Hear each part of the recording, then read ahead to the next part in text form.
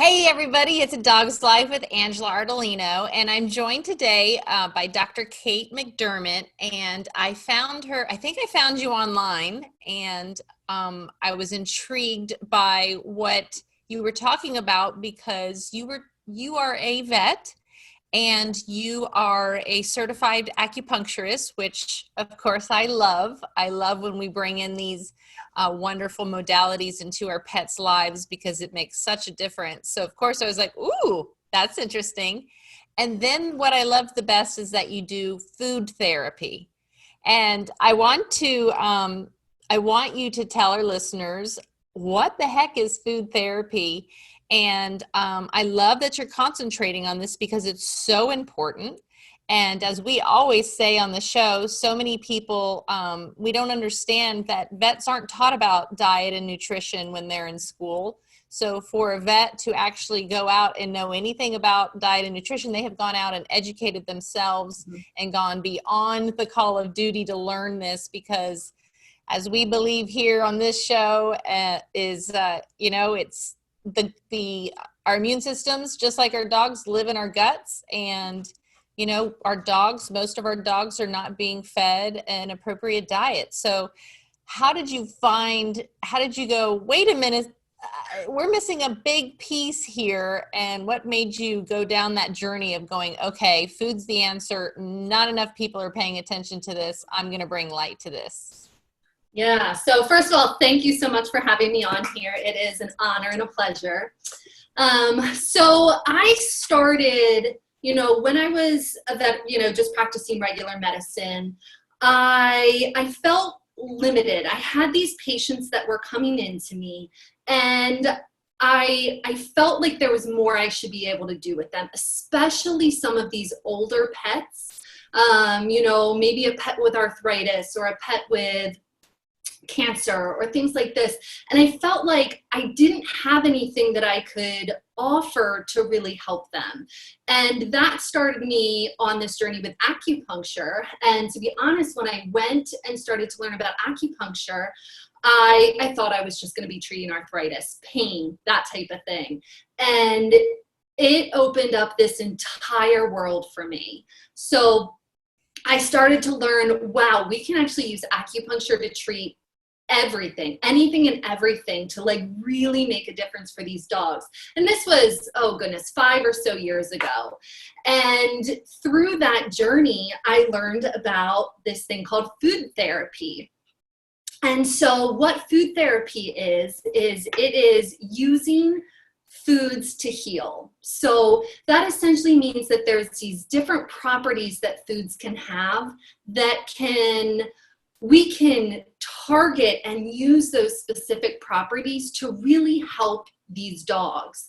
And it just completely changed everything about how I practice medicine and how I'm able to help these animals. And once I started, it's changed everything for me. And I love it so much. And it's so true what you said about veterinarians. And when we're going through school, we learn like basic nutrition and we learn about these commercial diets and prescription diets and things like that, but we don't really learn that there's so much more that we really should be doing with our pets, and that it does make such a big difference for them. Well, I feel like there's definitely a movement with, you're obviously a young out of school. How you've been like 5 years out of school? Oh, surprisingly, I just You look really young. Older. I'm about 9 years out of school. So I was in practice for a few years before I went on the acupuncture and food therapy journey. But yes, still, I guess, relatively, fairly fresh. Yeah, I feel like a lot of the young vets are coming out of school and going, wait a minute. I just finished school and nobody mentioned anything about cannabis. Nobody mentioned anything about diet. If you read the ingredients to a prescription diet, it clearly is not a prescription. It's not even food. So, when I love that you guys are questioning all this. You're questioning everything. This doesn't make any sense. We're always saying you're going to feed the farmer or the grocer, or you're going to feed the doctor, or you're going to, pay for the doctor, because that is, food is our medicine.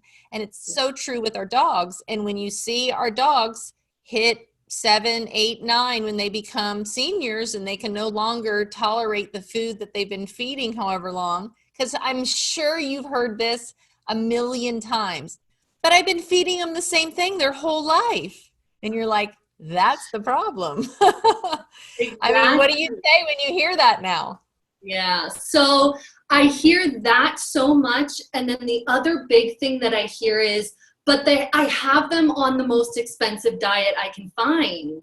Right. And, as consumers, we are kind of trained to say, well, if it costs more, then it must be better, right? Right. And then we have these companies that are just really, really good at marketing, and they can put these fancy words on these bags of food, and they can put the word holistic, and they can put the word all natural, and they can put these words that, grain free, and all these things that we now think of as healthier, but we're not really thinking deeper about how processed these foods are.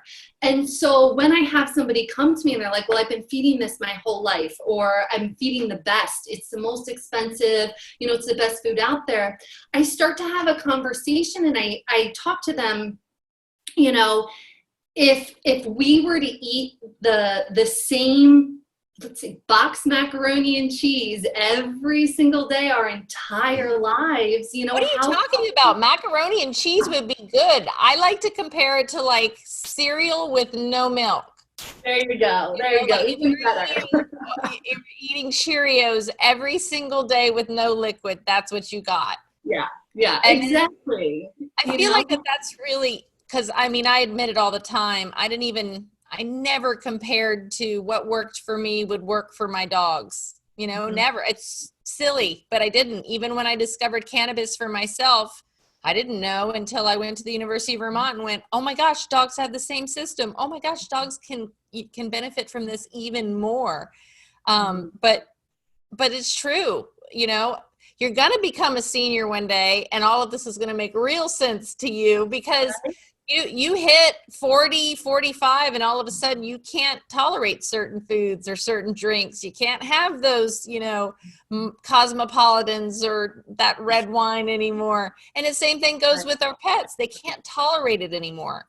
I just had a conversation with someone who's had great success with her dog, and her dog literally stopped eating for 9 days, and the dog's 14, I believe. And I'm like, he doesn't want that shit anymore. You're Mhm. gonna have to do something different. And she's like, but I don't understand, I boil chicken and put it on top. And I'm like, oh, not chicken, not chicken. So Yeah. it's really funny. How do I find it's one of the biggest obstacles. I almost find it easier to convince someone to try CBD than it is to get them to switch to a raw and fresh diet, because of the marketing, because of the fear that has been put Mhm. in our heads that they cannot have human food and we shouldn't be feeding them the same thing.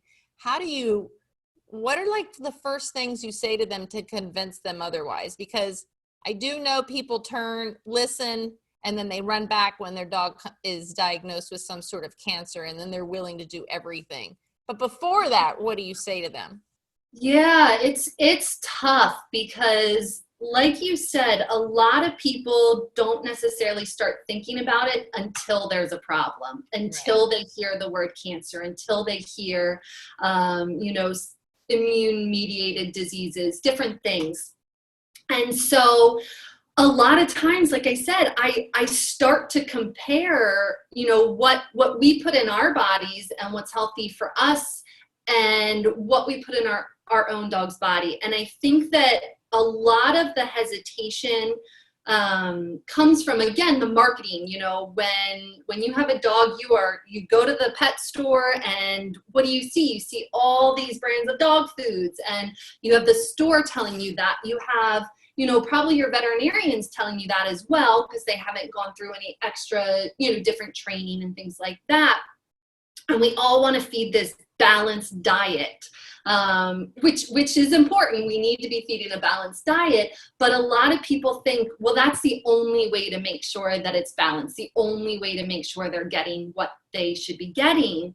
And so one of the big things that I start to say is, all right, well, you feed your family, right? You know, if you can feed them, you can feed your dog. It's not as complicated as you start to think about it.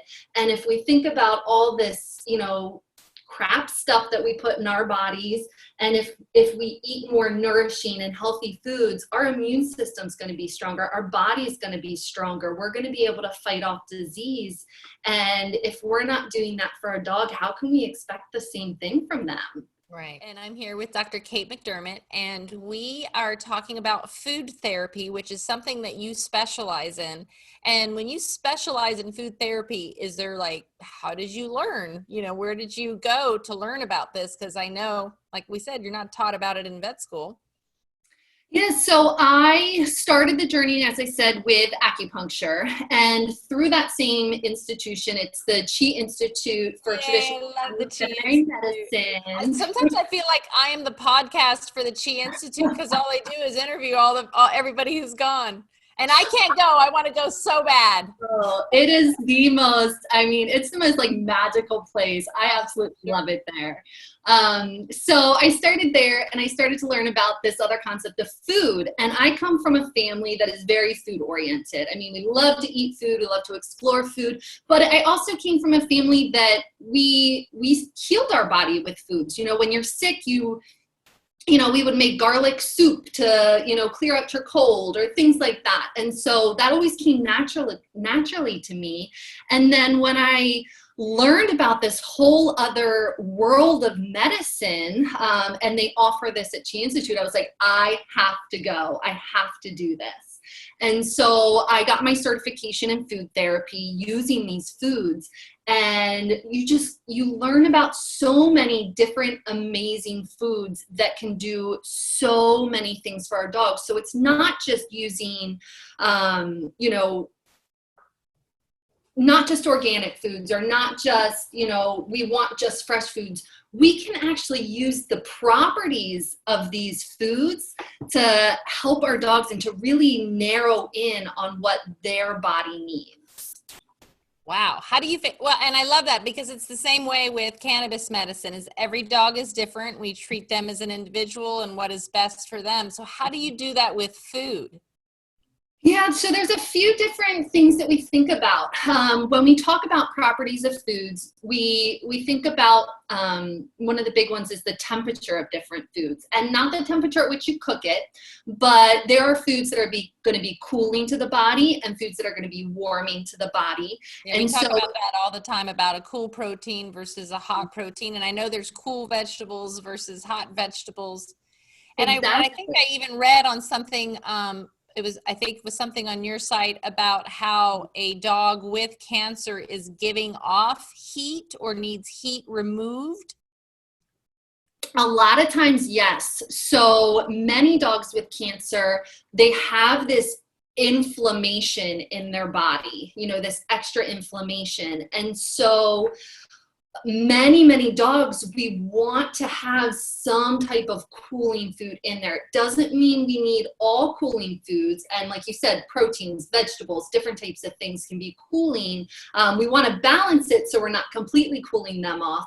But we don't want to be adding excessive heat to the body because that heat is going to lead to more inflammation and that can make the cancer worse.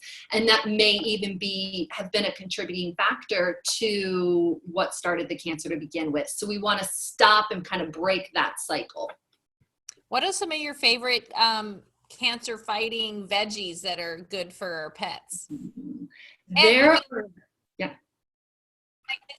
Is it just general cancer or, you know, blood cancers, this is the best one, bone cancers, this is the best one? Like, is it get that specific? It can, and that's what I absolutely love about it. So there are some foods that are going to be good for any dog with cancer. So we know, and we know this from people, that cruciferous vegetables, so that's your broccoli, your cauliflower, your cabbages, Brussels sprouts, that type of food, we know from research in humans that those foods can actually block cancer cells, kill cancer cells, keep them from spreading to other parts of the body, keep them from entering the bloodstream or the lymph system. And so we definitely want to have some of those foods in there. That's going to be good for any dog. There's some other foods that are really good for boosting the immune system and keeping that energy strong as well. But we can also start targeting some specific types of cancer as well. So my own dog has prostate cancer.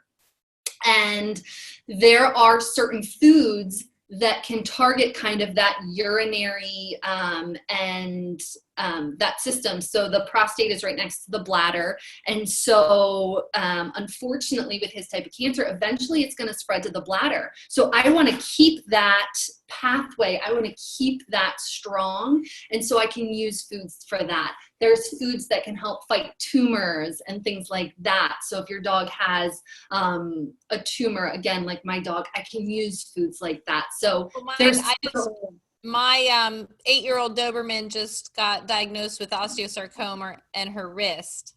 So, you know, what would be your number one food or vegetable for her? So for her, like I said, I would definitely want you to add some of those cruciferous vegetables in there. She loves broccoli, loves it. Like, you know, awesome. like you're handing her a raw treat. Good. And do you do it raw? Do you lightly cook it, steam it? What do you know, is it way is when we want something most nutritious is not to cook the hell out of it, but maybe just steam it? Exactly. You're exactly right on that. So for a dog with cancer, I want you to cook it. And the reason is it takes a lot more energy for the body to process raw foods. Right. And our dogs, when they have cancer, they're already using so much energy. And we don't want them to have to work any harder than they already are. We want to save that energy so that they can use it to fight the cancer. And so I want you to gently cook it. Steaming is perfect.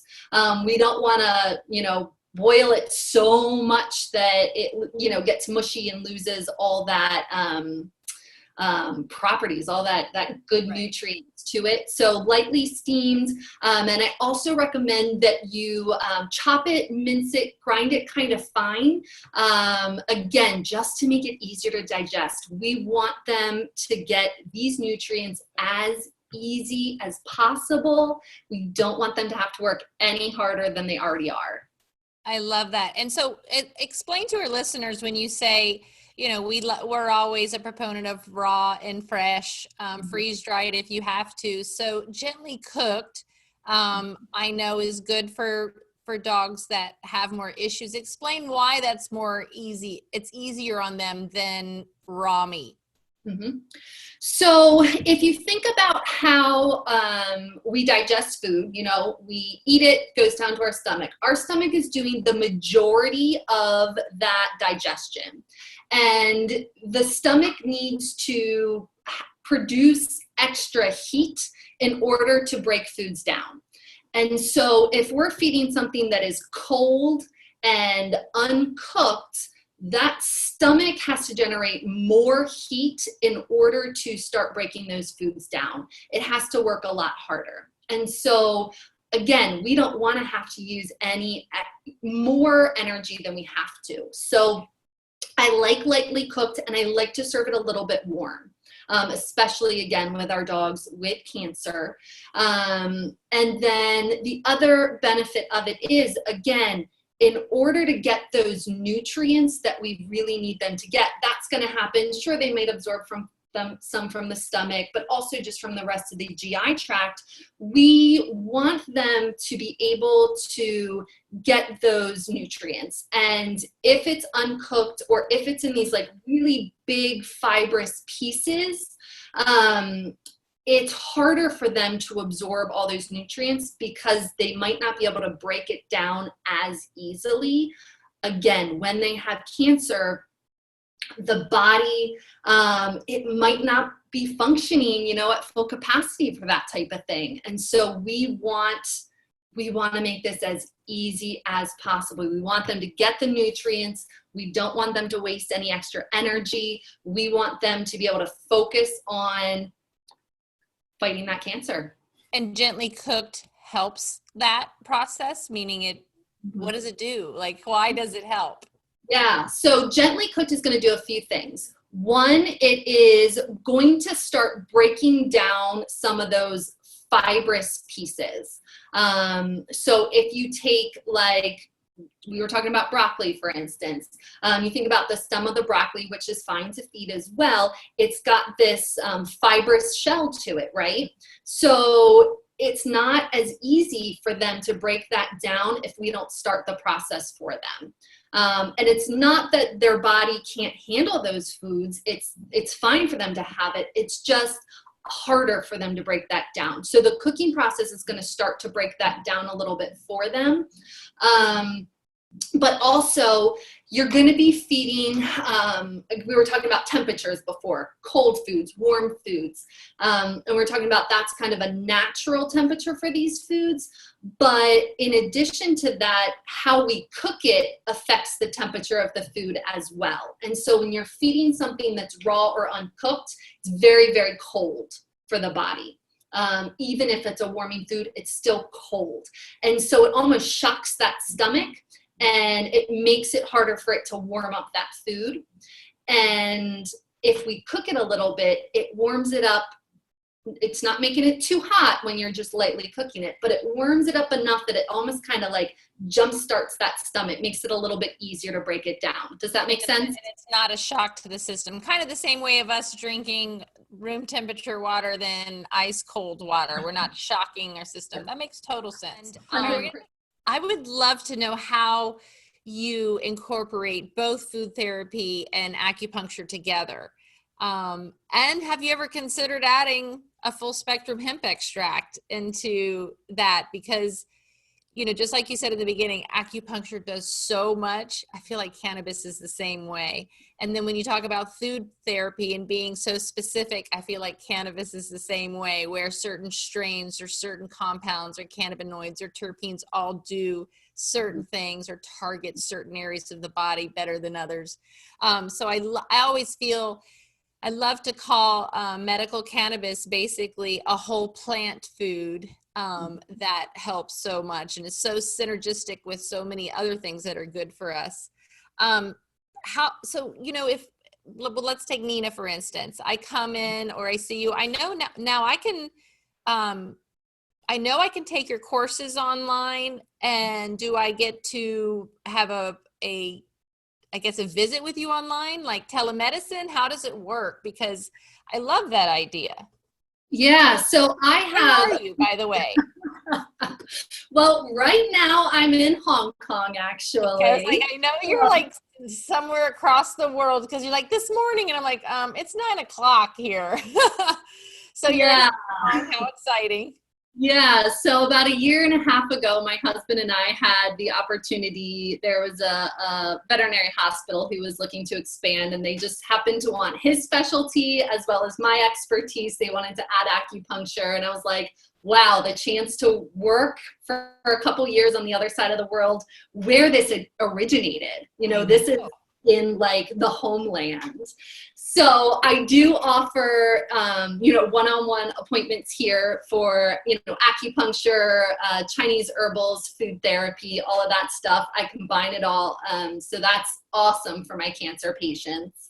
But as you mentioned, I also offer services online for people who want to work with me to figure out food therapy. And the way it works is I have this program, I kind of specifically for cancer dogs.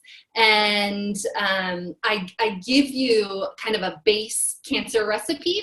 And then I teach you how to tailor that to your dog. And so depending on the type of cancer they have, or maybe they have other issues going on. And yeah, we do Zoom calls, and we get to chat about, you know, what's going on with your dog. You can ask questions and things like that. And so it's really, we work pretty closely together as we're kind of adjusting. And a lot of times home cooked diets are new for people. And so just that alone is a hard thing to get down when you're first starting. And so that's a huge part of it as well, is not just learning the foods you want to use, but also how to feed them best and how to cook it and how to make this a sustainable process so that your dog's getting what they need.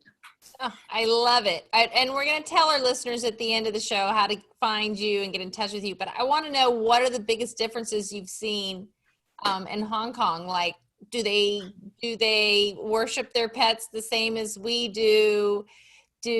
Are they doing raw feeding there? Is that something, what are the brands of food? Because I know we talk to people from all over the world, and they're constantly going, I can't get CBD, I can't get this, I can't. I'm like, I don't know what to do, I'm sorry.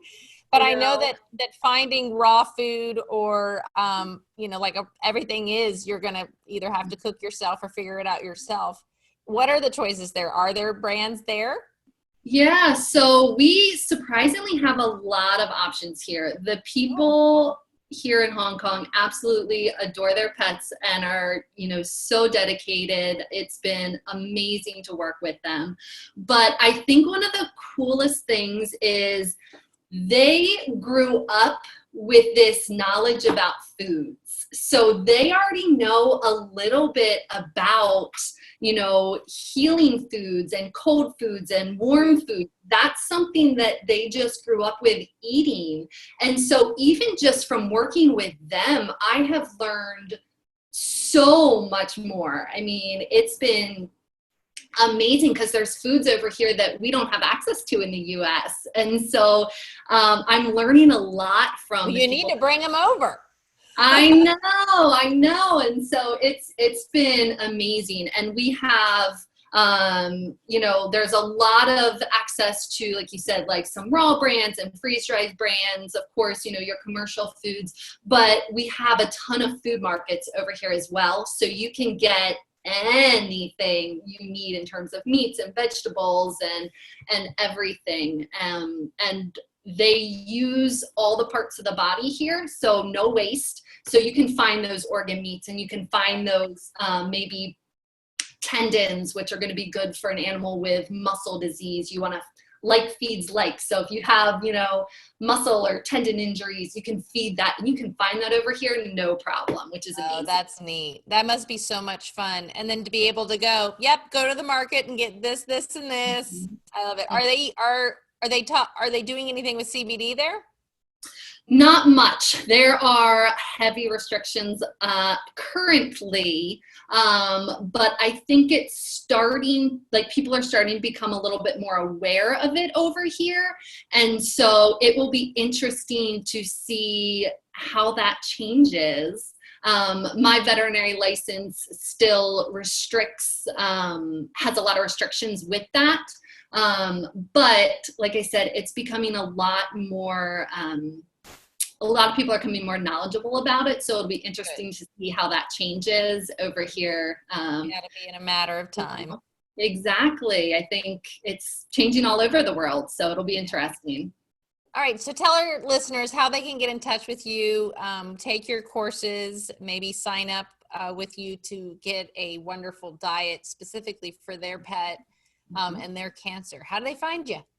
Yeah, a few different ways. I am on Facebook at Dr. Kate at Whole Pet Acupuncture and Integrative Wellness. And whole is WHOLE, like the whole dog, because that's what we're treating.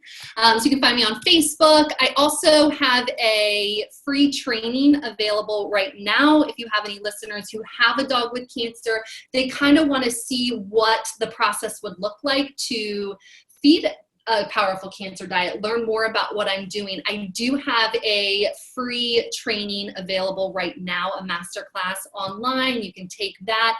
And in that, I do talk a little bit about the program. And if it's something that you think is a good fit for you, then we can talk about whether we should work together. So I can give you that link as well.